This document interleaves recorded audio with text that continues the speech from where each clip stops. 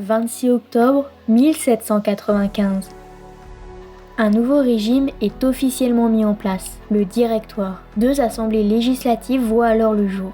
Le Conseil des Anciens, l'équivalent de notre Sénat, et le Conseil des 500, ancêtre de notre Assemblée nationale.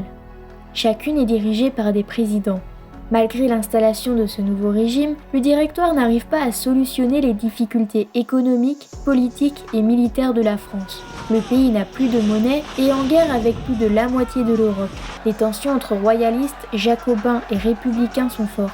C'est ainsi qu'un certain Sieyès, alors président du Directoire, désire mettre fin à la constitution de l'an 3. Mais comment va-t-il s'y prendre ? Son plan va-t-il fonctionner comme il l'avait prévu ? Histoire de parler, nous allons le découvrir dans cette vidéo.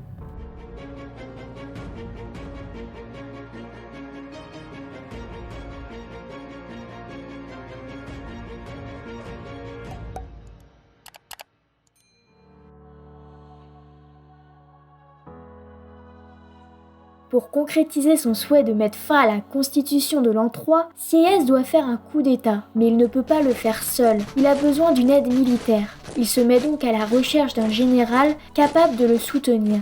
Depuis octobre 1795, un certain Napoléon Bonaparte, jeune général de l'armée française, se démarque. Vainqueur de nombreuses batailles, il est devenu très populaire, notamment lors de sa campagne militaire en Italie.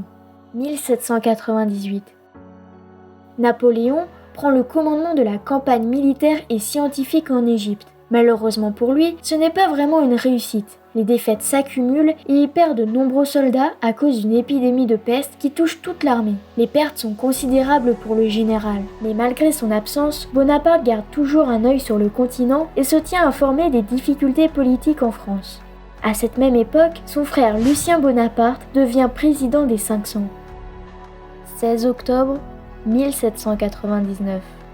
Napoléon rentre d'Égypte avant même la fin de sa campagne militaire et arrive à Paris. C'est ainsi que Emmanuel-Joseph Sieyès, organisateur du futur coup d'État, rencontre le général Bonaparte qui l'aidera à mettre en exécution son plan.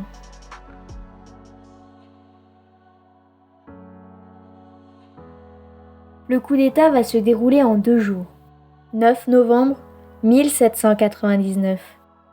Les organisateurs du coup d'État arrivent à faire croire au Conseil des 500 et au Conseil des Anciens qu'un complot des Jacobins s'organise dans Paris pour faire renverser la République.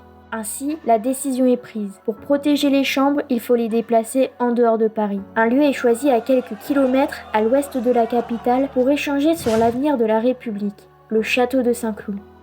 Mais pour protéger les députés des 2 assemblées regroupées à l'extérieur de Paris, il faut des troupes. C'est dans ce contexte que Napoléon Bonaparte est désigné pour commander la garnison de Paris. Le soir du 18 Brumaire, tout est en place pour le coup d'État. Les députés sont maintenant isolés de Paris et entourés par les soldats de Bonaparte.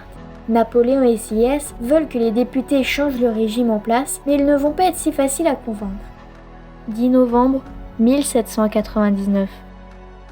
Les députés du Conseil des 500 et les Anciens refusent de changer la Constitution comme demandé par Sieyès.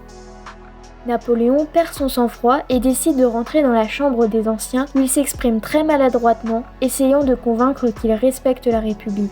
Puis, il décide de rentrer dans la salle réunissant le Conseil des 500. L'arrivée de Napoléon se fait sous les huées et les cris. Les députés comprennent vite qu'un coup d'État est en train de se produire. Ils veulent déclarer Bonaparte hors la loi et ainsi le condamner à mort.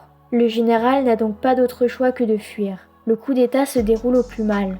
Mais un homme va alors sauver ce coup d'État, Lucien Bonaparte, qui je vous le rappelle est le frère de Napoléon et président du Conseil des 500. Il persuade les soldats à l'extérieur du château de Saint-Cloud d'intervenir pour sauver leur général. Dirigé par Murat, l'armée rentre dans la salle et invite dans un premier temps les députés à sortir. Mais les députés se rebellent et c'est alors que Murat aurait crié « Foutez-moi tout ce monde dehors !» La salle est alors évacuée. Le soir même, quelques députés reviennent voter le changement de régime et nomment 3 consuls provisoires. Napoléon Bonaparte, Emmanuel-Joseph Sieyès et Roger Ducos. Napoléon a réussi son coup d'État et est maintenant à la tête du pouvoir à seulement 30 ans.